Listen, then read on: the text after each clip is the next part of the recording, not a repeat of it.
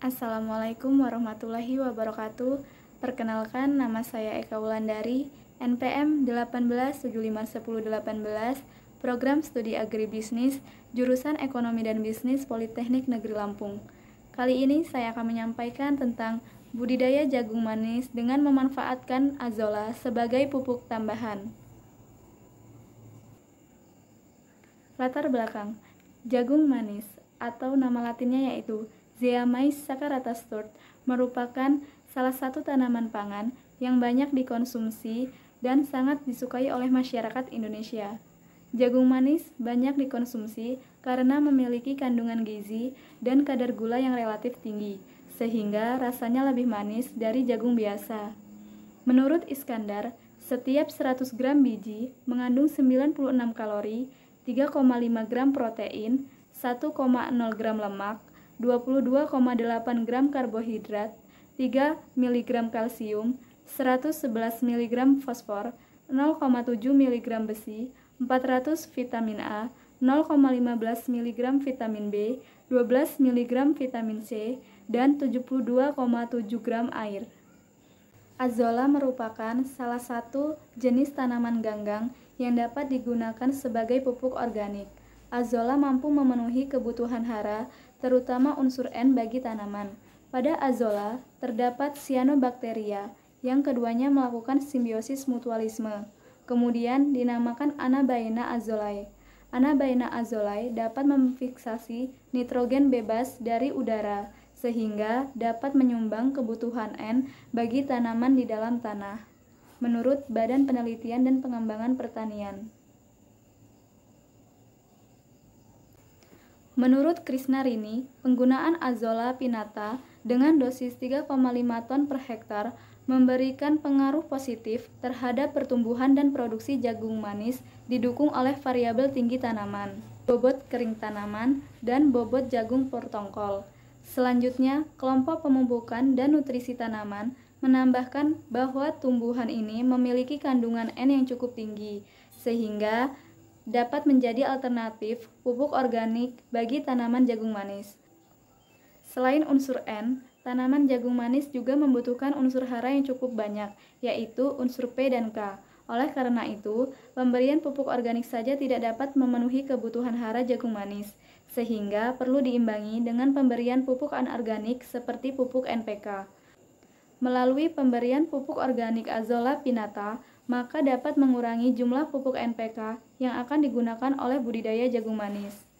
Novizan menyatakan bahwa pemakaian pupuk organik yang dikombinasikan dengan pupuk anorganik dapat mengurangi pemakaian pupuk anorganik dari dosis yang dianjurkan.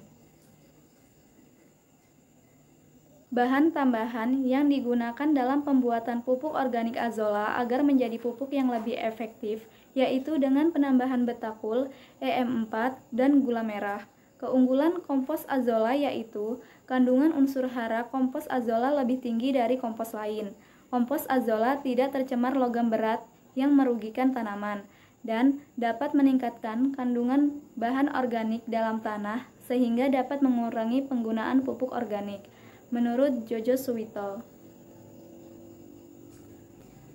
Proyek Mandiri Agribisnis Jagung Manis memiliki beberapa kelebihan, yaitu ada dua produk yang dapat dihasilkan, yakni baby corn dan sweet corn. Baby corn atau jantan yang dihasilkan pada setiap produksi tidak memiliki jumlah produk yang ekonomis, maka penulis tidak dapat memfokuskan pemasaran terhadap baby corn yang dihasilkan. Sedangkan untuk sweet corn atau jagung manis akan dilakukan proses grading lalu diberi label sehingga jagung manis yang dipasarkan dapat menarik minat konsumen, memiliki nilai jual yang tinggi, dan dapat dilakukan melalui delivery order. Berikut tabel data produksi jagung di Provinsi Lampung tahun 2011 sampai 2015. Tabel 1 menerangkan bahwa produksi jagung di Provinsi Lampung semakin menurun dari tahun 2011 sampai 2015.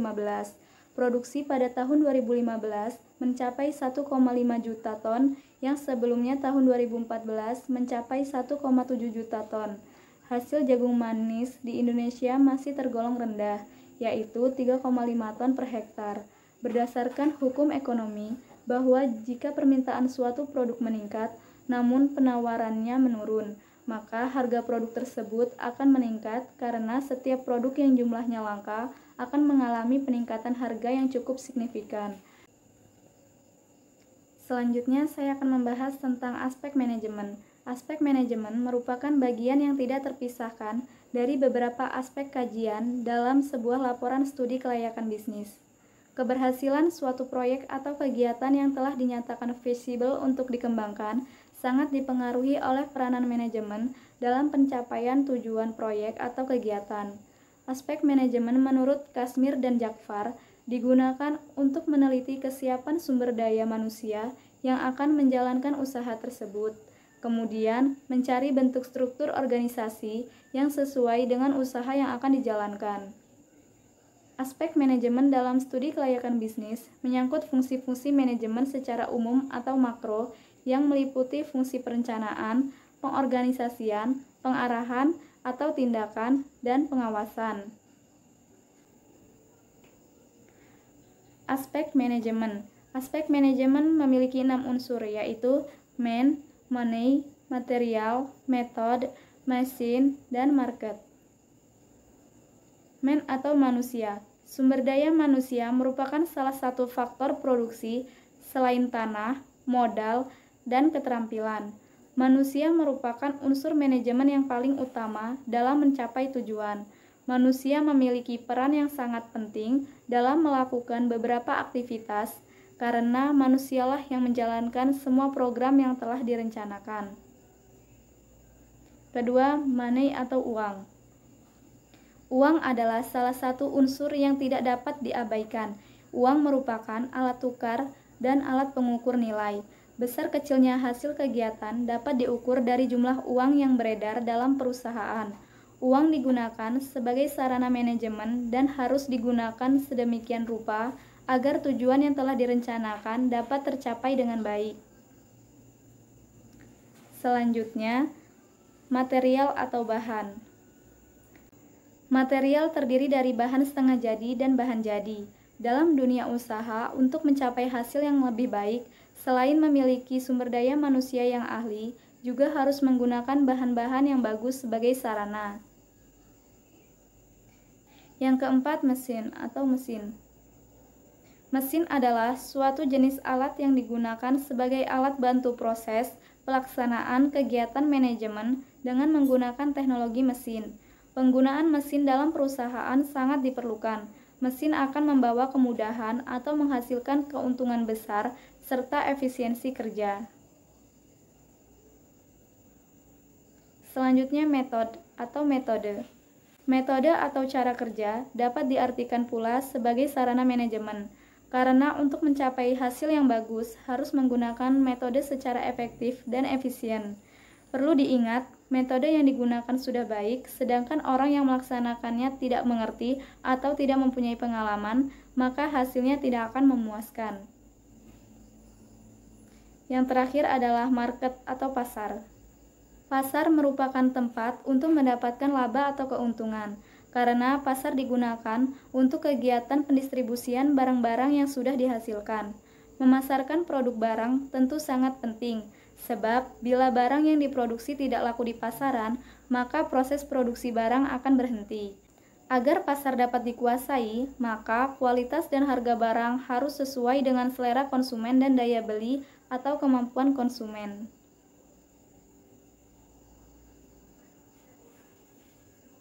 Selanjutnya pada pembahasan, saya akan membahas tentang aspek manajemen, yaitu man, money, material, machine, method, dan market.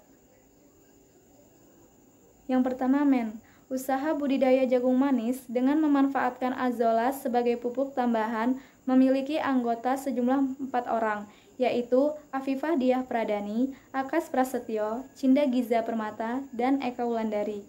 Fungsi, tugas, dan struktur organisasi proyek mandiri budidaya jagung manis dapat dilihat pada struktur organisasi berikut.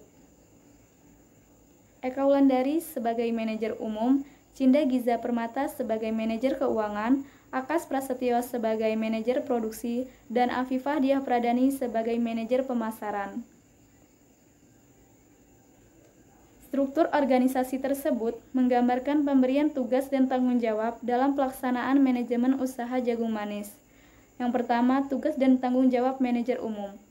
Membuat perencanaan, memimpin anggota, memantau kinerja anggota, berkoordinasi langsung dengan anggota, mengevaluasi hasil produksi, dan mengevaluasi hasil pemasaran.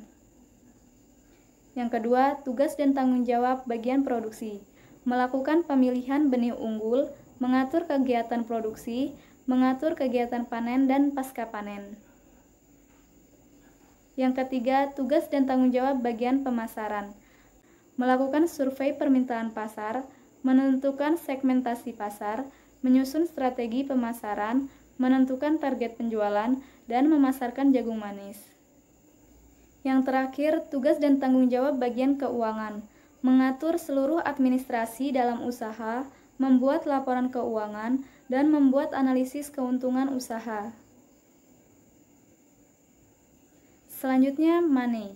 Uang atau modal merupakan salah satu aspek penting dalam bisnis. Dengan modal, sebuah perusahaan dapat melaksanakan aktivitas-aktivitas produksi.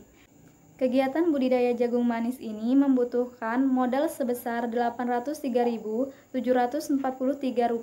yang bersumber dari iuran anggota kelompok sebesar Rp200.936 untuk setiap orangnya. Selanjutnya, material. Adapun material yang digunakan dalam budidaya jagung manis adalah benih, pupuk kandang, pupuk NPK, pupuk azolla, label, transportasi, sewa lahan, plastik, wrapping film, dan styrofoam. Kemudian mesin. Alat-alat yang digunakan dalam budidaya jagung manis adalah sebagai berikut, yaitu cangkul, ember, koret, roll meter, pisau, hand sprayer, dan gembor. Alat-alat tersebut disewa dari UPT Kebun. Selanjutnya, metode yang dilakukan dalam budidaya jagung manis yaitu persiapan benih, persiapan lahan, pemberian pupuk azolla, penanaman, pemeliharaan, pengendalian hama dan penyakit, serta panen dan pasca panen. Yang terakhir adalah market. Hasil panen jagung manis akan dipasarkan di area sekitar kampus dengan target pasar ibu rumah tangga dan mahasiswa.